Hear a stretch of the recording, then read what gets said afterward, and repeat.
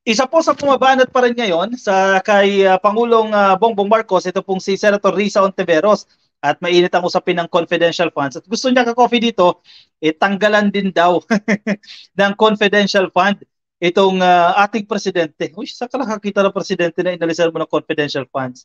Kasi di ba yan ang usapan ngayon na i-realign yung confidential funds ng Office of the Vice President at ng Department of Education at ang ng iba pa pong civilian agency na walang direct connection doon sa national security, no, i-realign kasi yan. So ang proposal dito ni Risa Ontiveros, alisan na rin daw po yung ating presidente. Ano mangyayari sa administrasyon? Kung aalisan mo ng confidential funds yan, baka nasakop na tayo. Baka napabagsak na ang administrasyon kung walang confidential funds na magagamit, no? Yan po, yan. Sa balitang ito, no, ng politiko, actually maraming tumututol dito kahit mga anti-Marcos tututol. Sino ba naman ang presidente na walang confidential funds, no? Wag lang kay Sara, yan ang headline nila sa balitang ito, ka-copy, no. Wag lang kay Sara. Ontiveros wants Marcos's 4.6 billion confidential or Intel funds realigned.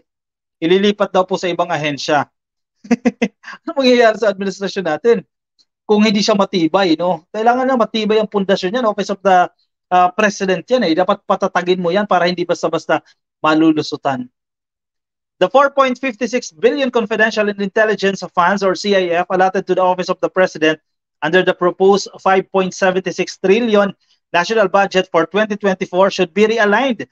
According po dito kay Senator Risa Ontiveros. Ano kayang naisip ni Risa Ontiveros dito para alisan, ipanukalang alisan ng confidential funds ang ating presidente? Baka mamukat-mukat mo ka-coffee, mga terorista na yun ang dyan sa loob ng Malacanang, no, kung wala kang intelligence fund dyan.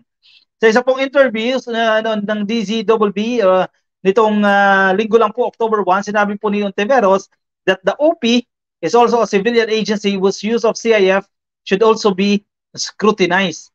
Tinitingnan din po namin yan dahil sa OP ang isa sa mga civilian agencies na may confidential funds at intelligence funds pa. So tama lamang na dapat lahat ng civilian agencies, maging ang OP, ay pag-aralan namin kung dapat ba mayroon at magkano dapat, the senator said. Ontiveros lauded the Senate for its willingness to follow the House of Representatives lead in realigning the confidential funds allotted to certain civilian agencies, including the 650 million proposed by the Department of Education and Office of the Vice President under the Vice President Sara Duterte.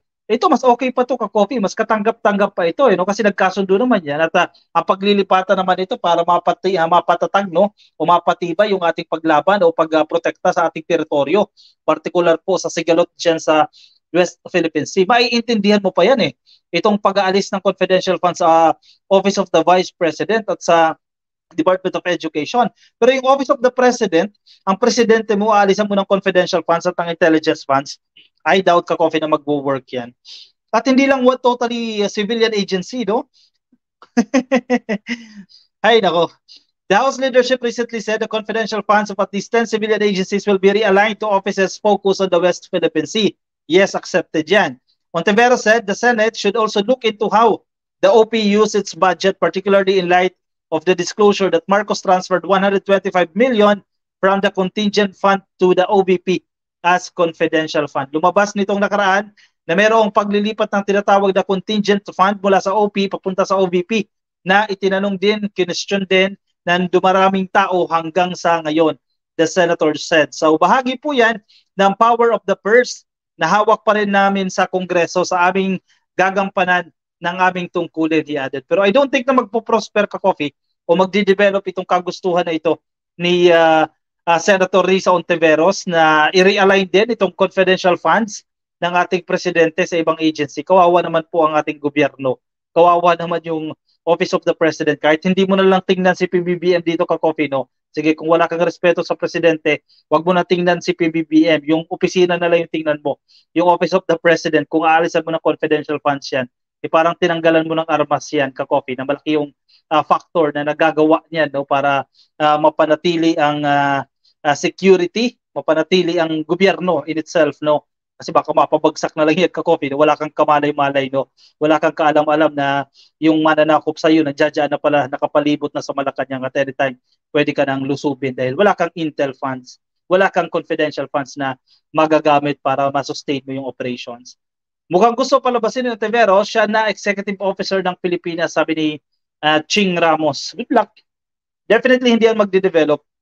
Ilan lang naman sila dyan sa minority, dyan sa Kongreso, dyan sa Senado, no? Definitely, pagbobotohan naman dyan, I don't think na hahayaan ng mga senador yan na maalisan ng Intel Fund o at ng confidential funds ang ating presidente. Maria Elisa Flores, good evening. Ignore na lang kasi anti-Christ and against kay Pangulong PBBM. Okay, ilabas mo rin ang PhilHealth Risa Ontiveros. Ilabas mo rin or ipaliwanag mo rin saan napunta, saan ginamit. Nelia Fresnosa, malabo ang gustong mangyari ni Ontiveros. Definitely, malabo yan. As of the moment, no, Ka-Coffee, ika nga, mas malabo pa sa sabaw ng pusit na tanggalan mo ng Intel Fund. Gustong pabagsakin ng gobyerno kung magkaganyan. 125 million yan na black propaganda ng mga CPP, NDF, NPA para masira si Sara. Ang tinik ng mga NPA kaya double time sila, sabi ni Franz Fuertes. Ano sa tingin niyo dyan, Ka-Coffee, no? Marlene Paclibar, happy viewing sa inyo. Kay Christian David, shoutout po sa inyo. Ma'am Delia Fresnosa, Joel De Facto, Alexis Peregrino, Ganal, kay Sanji Bell. Uy, nandito ulit si Sanji Bell. Sanje Bell. Happy viewing po sa inyo. Romeo Senior Balba, happy viewing. Nandiyan dyan po sa Facebook. Kung nasa Facebook ka, Ka-Coffee, at di ka pa naka-follow, click lang po yung follow o click lang po yung like dyan sa Facebook para babasa rin po ng iba nating mga Ka-Coffee. Kaya maingay yan si Ontiveros at mga kaalyado niyang leftist dahil nagpapabango sila ng pangalan para sa 2028 elections. Actually, medyo matagal-tagal pa yan, Ka-Coffee, no? 2025 elections yan, medyo nalalapit, mas malapit, no? Senatorial elections po yan. Taga Taytay, Jack Ferd's family, happy viewing. O shoutout po sa inyo mula kay Ken Roth, happy viewing po sa inyo. Happy viewing, nandiyan po sa Las Vegas si Alexis. Yes, Sir Alexis pala. Nasa Amerika, happy viewing po sa inyo, Ka-Coffee. Hey, like, follow, and share, Ka-Coffee. At kung nasa YouTube naman kayo, click lang po ang subscribe. Isa pa tayong topic, Ka-Coffee.